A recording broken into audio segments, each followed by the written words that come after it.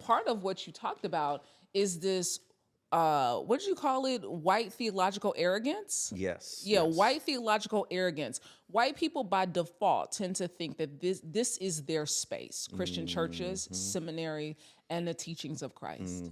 Yeah. So there's a lot of examples of the white theological arrogance. So for instance, with the recent 2024 presidential election, a lot of Christians, white Christians who are worried about the coming administration, are looking to Nazi Germany and the Confessing Church, which was the group of Christians that resisted Nazi Germany. And the foremost among them was Dietrich Bonhoeffer. And he was a German Christian who resisted, ultimately was hung for his opposition to the Nazi regime. And so now you see in 2024, you see a lot of white Christians going over to Bonhoeffer's writings and the example of the Confessing Church. I wrote an article on my Substack newsletter that was like, hey, we have a confessing church in the United States.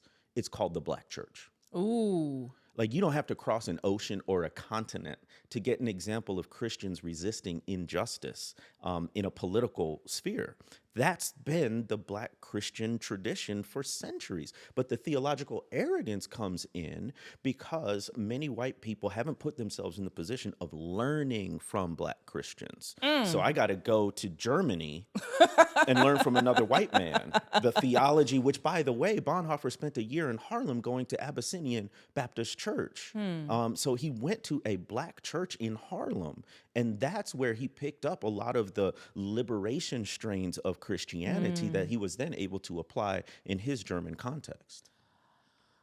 I am like, of course, they know when I do this, like that means my brain is like tingling because that means I'm in a good conversation.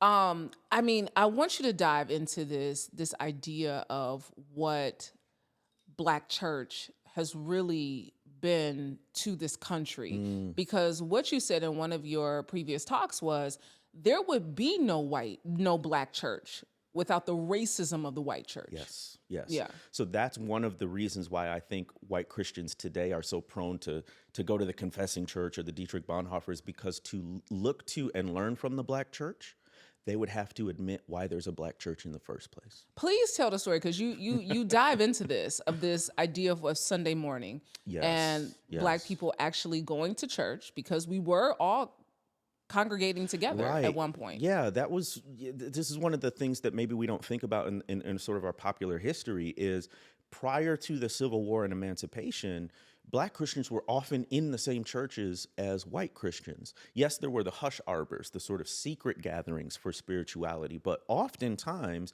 white Christians forced Black people to go to their churches. Why? For supervision. Yes. And control. Yes. And I always think, I always try to put myself in the place of what these historical actors were undergoing. So there was segregation, right? And that you would often, as a Black Christian, be forced to sit in the back or in the balcony. Yeah. Which in the South, pre-air conditioning and heat rising, to the top. Balcony is not where you want to sit. Exactly. But that's where they sent the Black people. So then you get emancipation, which, by the way, the Emancipation Proclamation didn't set the slaves free. It was a political document mainly, which was entirely contingent on the Union winning. It actually took an amendment to the Constitution, the 13th Amendment, to actually eliminate race-based chattel slavery. So once you get the 13th Amendment and enslaved Black people now being free, what do? We learn to read, so we can read our Bibles, one of the big things. We do other things like start schools and we start churches. Yeah. We start our own churches. So now when you look at the historically Black denominations, you can trace many of them to the Reconstruction era immediately following the Civil War and the second half of the 1800s. Because now that we finally had a measure of freedom, we said, we're not going to go to your little white church. Yeah. Not because we're arguing about the divinity of Jesus or the Trinity or any of those foundational theological issues, but because we don't want to be treated as second-class citizens in the household of God. Come on now. Yeah.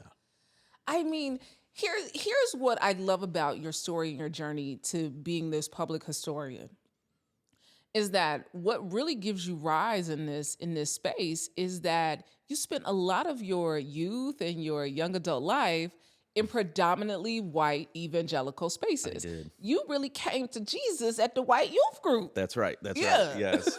I was in high school. There was this dorky white kid who I'm friends with to this day.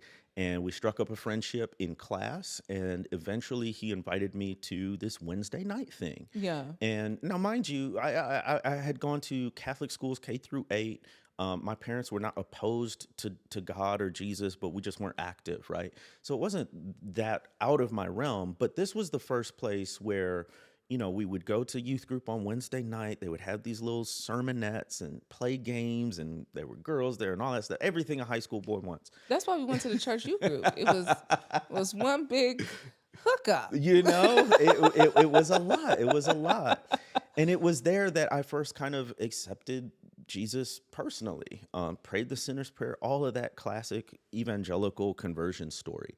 What I didn't understand was I was getting Christianity highly filtered through a white racial and cultural lens, Yeah. and even theological one. That starts to, I always had a notion, but as a teenager, I didn't necessarily have words for it, right? But I did know that, I probably couldn't date these white girls, their daddies wouldn't be too happy about that. And then I go to college, Notre Dame, which is a Catholic school. Yeah. And that's even more, they call it the Catholic Disneyland. Like it's very out there. They're very overt about it, which I liked because you could just talk about God out in the open, and you didn't have to be part of some special group or anything. But that's also when I discovered something called Reformed theology, which comes out of the Calvinistic tradition. And that was even whiter than white evangelicalism. I didn't know this stuff. I'm reading the books, I'm looking at footnotes, I'm listening to sermons, and I'm following the breadcrumbs that eventually lead me to these churches and fellowships. But then more and more, I'm starting to notice that as much as I have in common religiously, the barrier is race. Yeah. The barrier is race. You mentioned before that when really the civil uprising of, around COVID, with Breonna Taylor, George Floyd, like all these back-to-back, murders that we were experiencing in living color on our phones and on the television. You walked into your church one day, it was a predominantly white church, and you said, I don't feel safe worshiping here. Yes. So, I mean, my journey was, after I graduated, I joined Teach for America. Oh my God, I know so many Teach for America folks. Do you? Yeah, Okay. Yeah.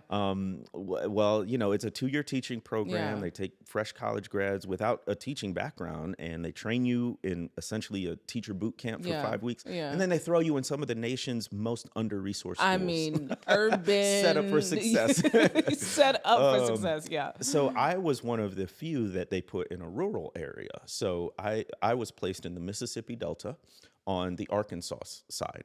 I was in Phillips County, Arkansas, which was listed as the 4th poorest county in the United States. Wow. You would drive by houses that would look completely abandoned and dilapidated, and come to find out there's a family living there. Wow. And I had a group of students who were all siblings, and their attendance was incredibly spotty. And so we went and did a home visit and knocked on the door. Their mom answered, who was unemployed, and she said the reason why they weren't making it to school is because she only had enough money to either fix the car, which had been broken down, or to pay the light bill. And so she chose to pay the light bill, and their kids hadn't come to school in quite a few days. Those were the situations I was facing every day in the person of my students and their families.